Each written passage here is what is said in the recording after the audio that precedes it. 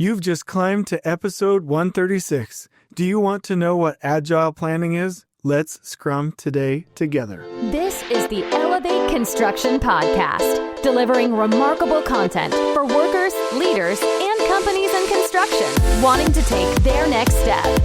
Get ready to step out of your comfort zone with Jason Schroeder as he encourages you to do better, live a remarkable life, and expect more. Let's go.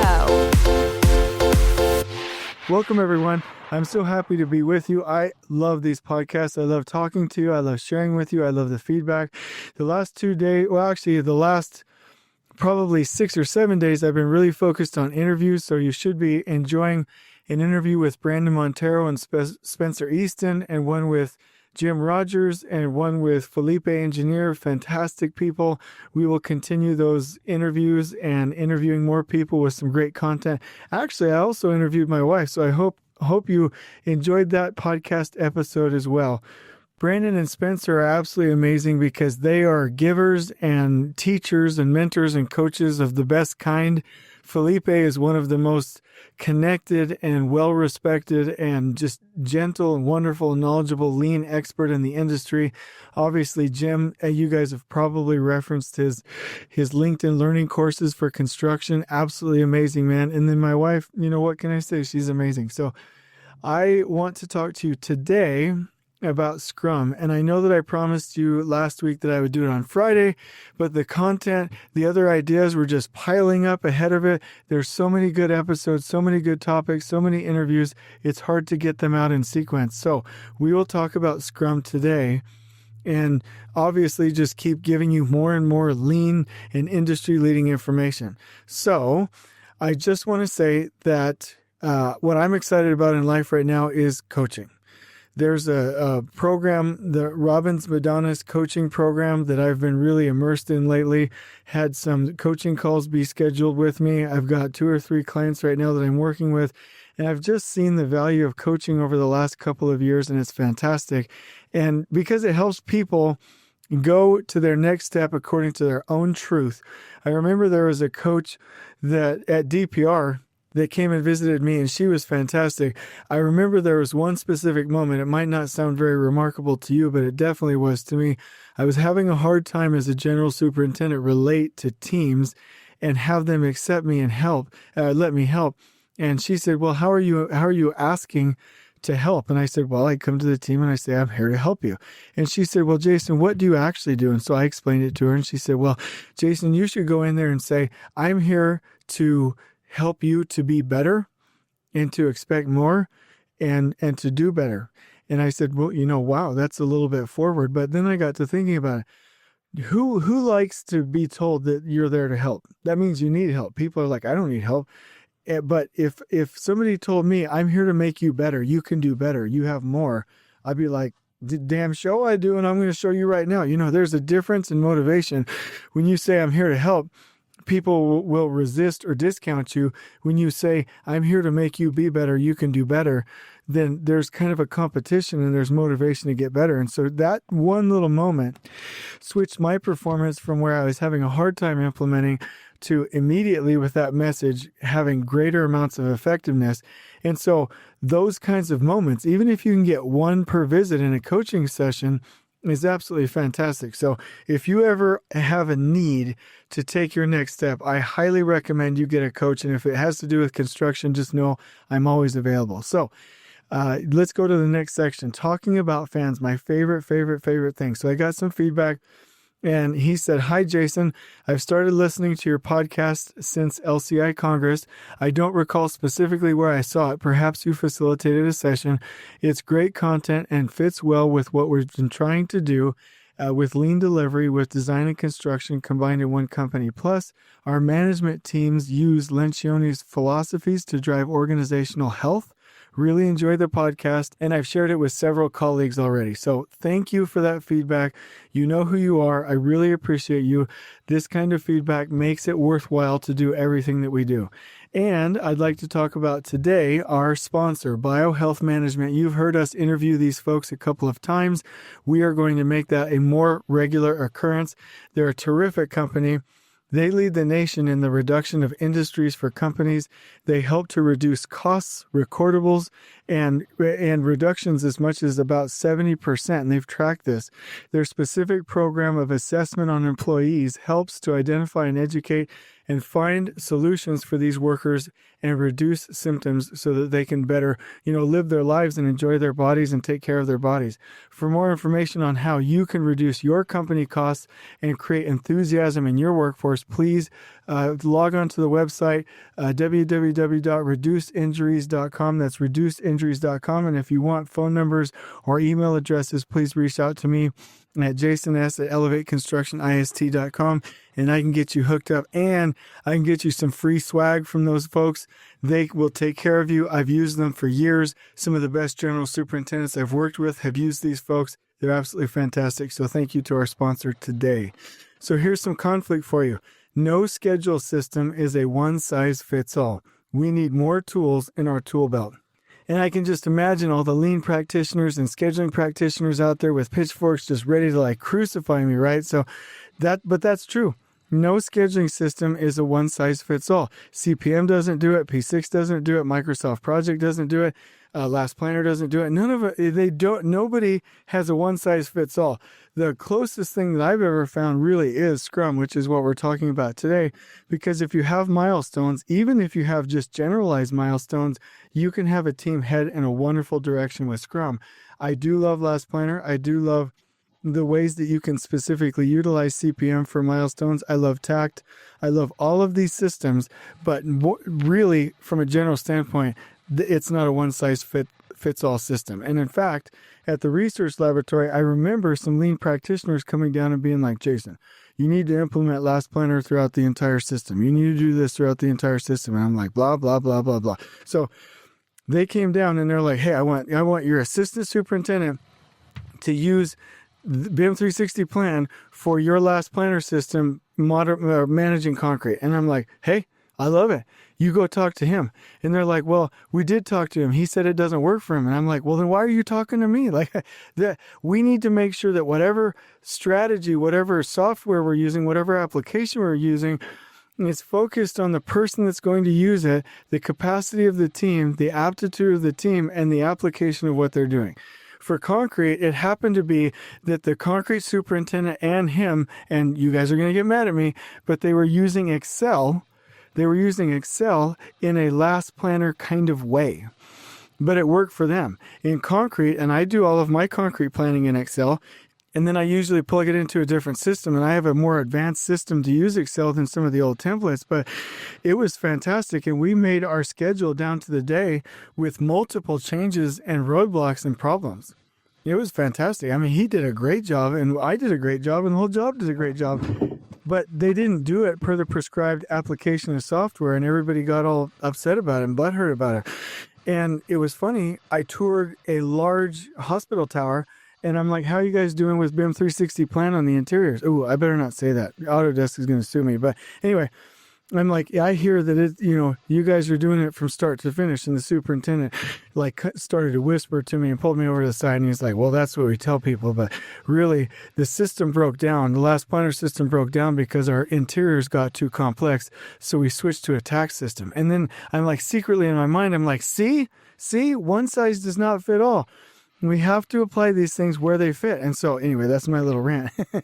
Anyway, so that's the point. At BSRL, we used mobilization schedules. We had CPM, we had TACT, we had Last Planner, we used Scrum, and all at the right times, orchestrated by me and the rest of the project team with the project manager. And it was perfect.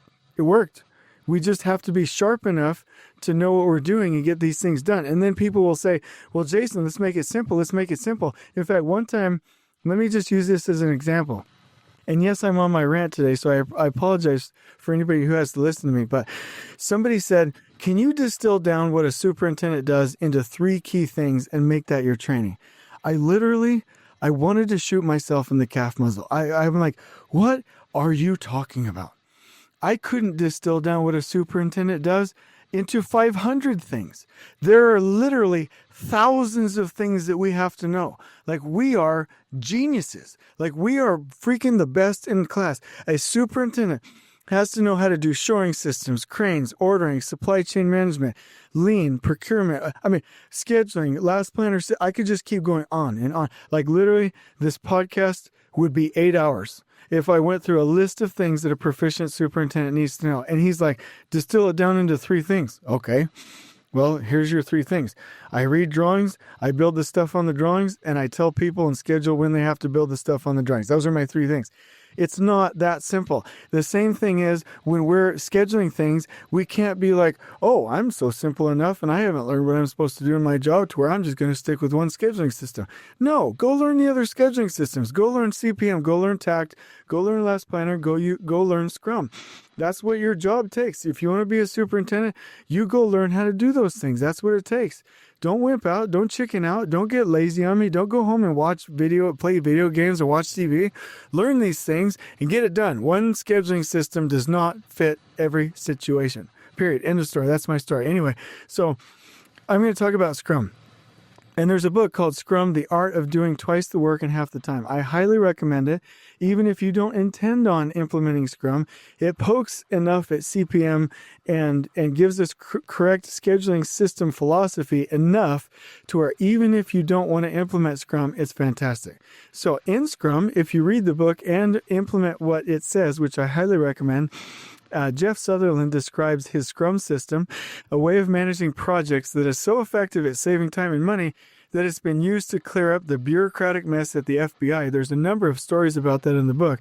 And now, Scrum is changing the way most technological companies approach their work, and you can apply it in construction. And just like you heard me talk about with Felipe Engineer, I saw him in an LCI Congress at 2017 just do a simple presentation. I saw it for like 5 minutes, and then I started copying the system in its not true form, but I had great results. It's sticky is what he calls it, where it's really easy to implement. So here's some key ideas. If you want to get things done, ditch the traditional waterfall method and try Scrum. So here's the bottom line. I know P6. I know it in and out. I know CPM. I've read books on it. I'm certified.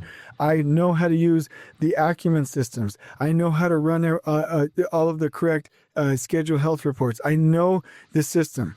I coach. And in fact, if you want this, I can coach your scheduling teams on how to do it. I am a CPM like guru. I'm jamming. And that will never change the fact that in our industry, the average industry project is 50 days past substantial completion on average in the industry. Unacceptable. We don't finish projects on time with CPM, and we never have, and we never will. It's just not going to happen. Now, if you want to get some milestones on what should happen and then implement Last Planner or Scrum, then let's get it done. Let's go. Let's do it. But there's 2 cautions there. I think that you have to, no, I don't think. You have to merge your CPM schedule with a TACT plan so that you have the right flow and overall duration of time. And then to meet the milestones, you're going to have to implement Last Planner or implement TACT planning with Last Planner or implement Scrum and Scrum teams. How many times have you planned to complete a project only to find yourself painfully behind schedule as the deadline looms closer, you get into a crash landing situation, and then you start putting out fires with $100 bills? You just throw money out the window. We just have to get it through our heads. Like, real quick, let me say it one more time. CPM scheduling does not work alone. Let me say it again. CPM scheduling doesn't work alone. Hey, you didn't hear me. CPM scheduling doesn't work alone. Hey, Mr. and Mrs. Owner, I know it's easy. I know you're used to it. CPM scheduling doesn't work alone. Hey, Superintendent, CPM scheduling doesn't work alone. How many more freaking times do you want me to tell you? It doesn't freaking work alone. It's not how you schedule and actually control production planning. It's never going to happen. I've worked with the best companies in the industry on this, and there isn't a faster way.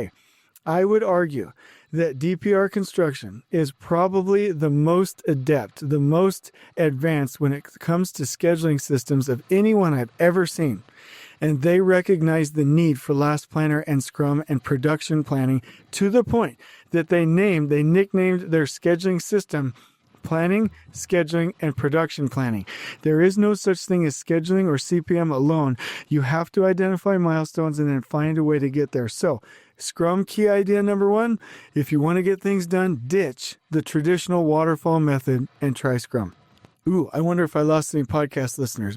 Hey, real quick. So Dean Graziosi and Tony Robbins says that marketing is repelling the people that you don't want or that aren't a good fit for you and attracting the people that do. So here's a point right here. I'm going to watch my numbers on the podcast.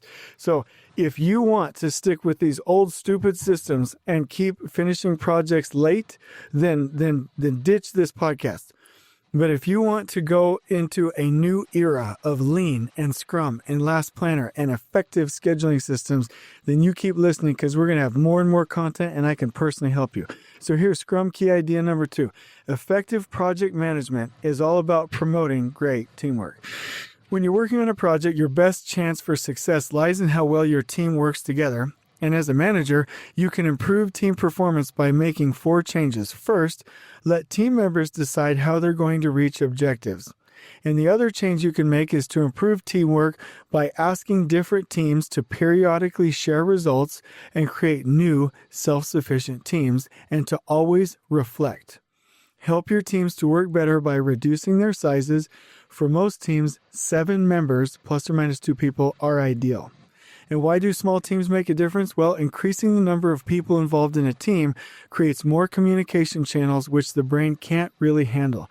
When we have to work too hard to figure out what everyone else is doing, we slow down. So make the work fun. Make sure you have the right team size. Make sure there are feedback cycles and let the team decide themselves how they're going to reach an objective. Scrum Key Idea number 3. Create a regular feedback system to keep your project on track. As you know, as anybody who is listening knows, humans are bad at estimating how long things will take. And this leads to major project management problems. Luckily, Scrum addresses this issue through a system called sprints, which will help your team with time management. Sprints are short periods of work, 1 to 4 weeks is optimal, focused on a specific task. After a sprint, the team meets to review progress and refine goals before embarking upon the next sprint. And the ultimate advantage, it allows you to respond to problems quickly and adjust how you're doing your next sprint. Scrum Key Idea number 4. Avoid anything that distracts you from meeting your goals. We've arrived at another core idea in Scrum, or at least Jeff Sutherland did. Avoid waste. That is anything that distracts you from completing the task at hand. And here are a few ways to do it. First, finish your projects by focusing on one thing at a time. Multitasking might seem appealing, but it just wastes time.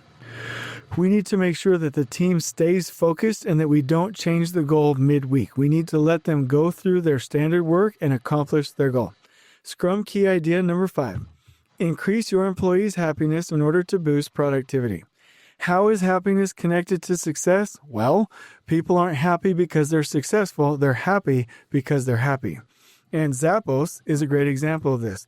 This really successful retailer works to keep its employees happy by focusing on connection through various programs, right? So what we need to do is make sure that there's connection in our Scrum teams, that there's a certain amount of autonomy to get to the end goal, that they're having fun together and interacting in a very integrated and fun and lean way. And we need to ask ourselves on a constant basis, are we having fun? On a scale from 1 to 5, how do you feel about your role in the company? On the same scale, how do you feel about the company as a whole? Why do you feel that way?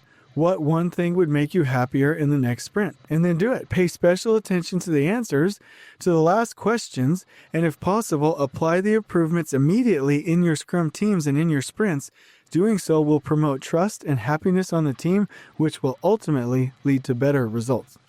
Scrum Key Idea number 6. Prioritization is a crucial component of project management. The last core value of Scrum is knowing how to prioritize, and that is exactly the job of the product owner, figuring out what to do when. But first, taking a step back, there are 3 roles in the Scrum model: the team member, the Scrum Master, and the product owner, who's responsible for the overall vision for the project, managing the backlog, and setting the course for each sprint. And to do that job effectively, the product owner should possess the following characteristics: knowledge of that particular market, authority to make decisions, availability to explain what needs to be done, and accountability for the final product. It's worth noting that the product owner role was inspired by Toyota's chief engineers, who are responsible for their own product lines, like the Corolla. So one thing with prioritization, when I first started using Scrum, where I had the to do, in progress, and completed columns on a big whiteboard, I forgot to scale them, to grade them, to give them each of the stickies that guided us to the completion of a certain task. I failed to grade them and to do what's most important first, what's most impactful first. And so if I had to do it all over again, I would very much make sure I'm prioritizing the critical components of that sprint. Scrum Key Idea number 7. Follow these simple steps to launch your first Scrum project. And so if you want to know more about this, please reach out to me or Felipe Engineer, who is a Scrum Genius Master. I love that guy. He has lots of resources and he can personally help you. I think he even does personal consulting in addition to working as a director. Okay, so you can reach out to him. But here is the process. Now that you've just gotten a brief overview of how Scrum can help you complete projects, and assuming you have milestones, how can you implement this system in your own workplace? Well, there's just a few key steps, and I am going to go through them. They're so important. I'm going to read them 1 through 12. Pick a product owner. That's number 1. Number 2, choose a team. Remember, there should only be about 5 to 9 people per team, and they should encompass all the skills needed for the project, meaning there has to be the right amount of skills. They need to complement each other, and it should cover every aspect of knowledge and experience that team needs. Number 3, pick a Scrum Master, somebody who has already read the book Scrum.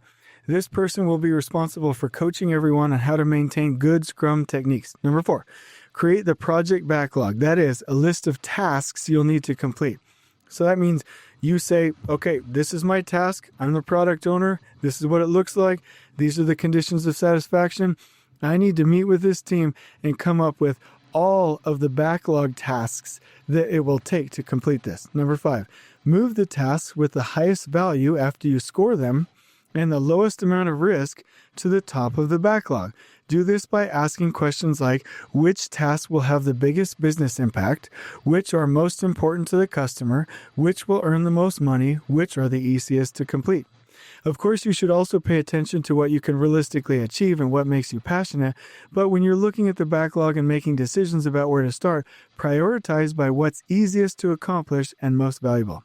Number 6, make sure that everything in the backlog is actually doable in sprints, meaning it should take less than a month to achieve. Number 7, host the first Scrum meeting and plan the first sprint. Number 8, create a Scrum board to make sure all the work is visible. And so on the board, I bet you're going to have backlog, sprint backlog, in progress, and completed at a minimum. Number 9, hold your daily stand-up meetings to ensure that the initial sprint runs smoothly. Number 10, when you've completed the sprint, organize a sprint review so that the team can demonstrate that they've produced something usable. Keep this meeting open to anyone who wants to attend, including company executives and management. Number 11, hold a sprint retrospective and find actionable improvements you can implement to support your team in future sprints. Number 12, and once this is all done, move on to your next sprint. And you can score yourself as you do sprint to sprint to sprint to see if you can get higher and higher scores.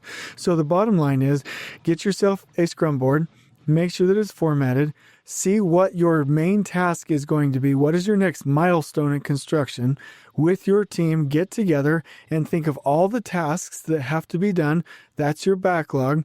Then you're going to score those, and in the book Scrum, it tells you how to score those, how to make sure that you are giving higher scores to more important and more relevant and more easily executable items, and make sure that you then pull those in your meeting, in your first sprint planning meeting, pull those that into what's called the sprint backlog, and those, that's the list of tasks. That's what you can accomplish in your first sprint. Let's say it's a week. Let's say it's 2 weeks, whatever.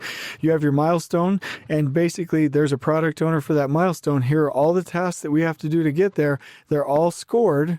They're all numbered with their score. And then you say, all right, what can we do in this 1 week or 2 weeks? Let's pull those over into the second column, your sprint backlog. And then as you're going through with your team, make sure that you have your daily stand-up meetings, and every day you're moving those stickies to the right and collaborating and really talking and having fun. And you're working to see how many of those things autonomously can that team move from left to right, from the backlog to the completed column. And then when you've completed that sprint at the end, tally up your score, do a review, and make sure that you then do a retrospective to see what can you do next time. And if you got a score of like 125, what can you do in your next sprint to get 130 or 135 or 140? And it encourages you to go faster and be more effective and more lean and collaborate more. It's absolutely fantastic. And so I'm going to leave you wanting more. If you have some questions, I love it. Like, read the book, because at the end of the day, I really want you to go own this because it's a fantastic system. So in the final summary, here's why it works. Because it's based on employee-friendly principles like team building and transparency, the Scrum system will make your company happier and more productive. Ultimately, the core idea of Scrum is to create a process of constant feedback. So as long as you review and refine your goals on a constant basis, you'll be headed in the right direction.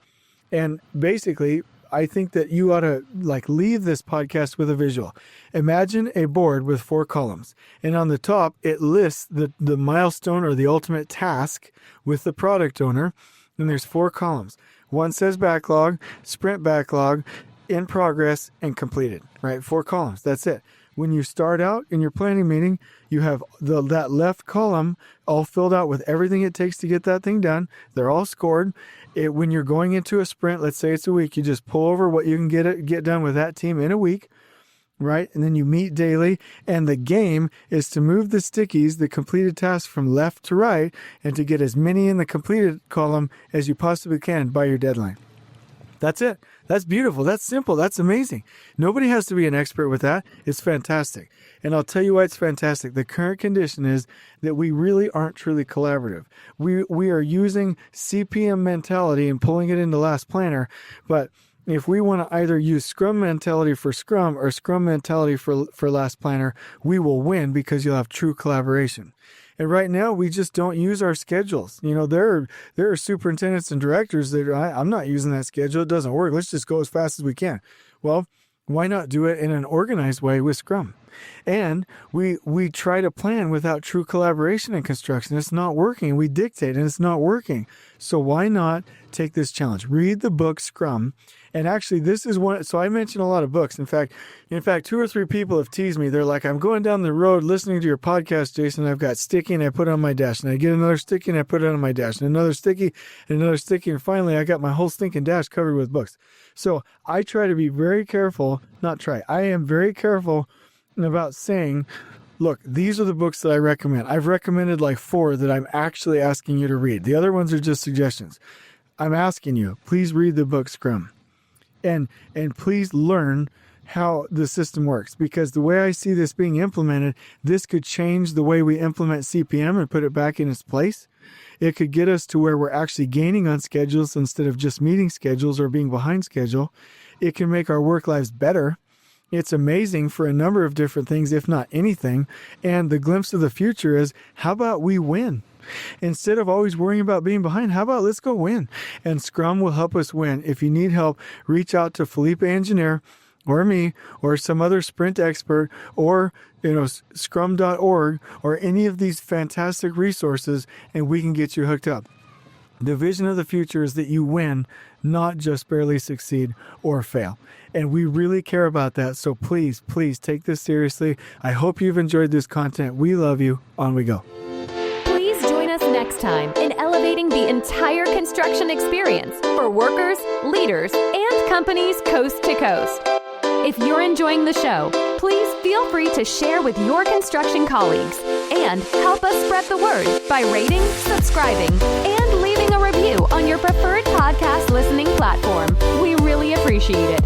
We'll catch you next time on the Elevate Construction Podcast.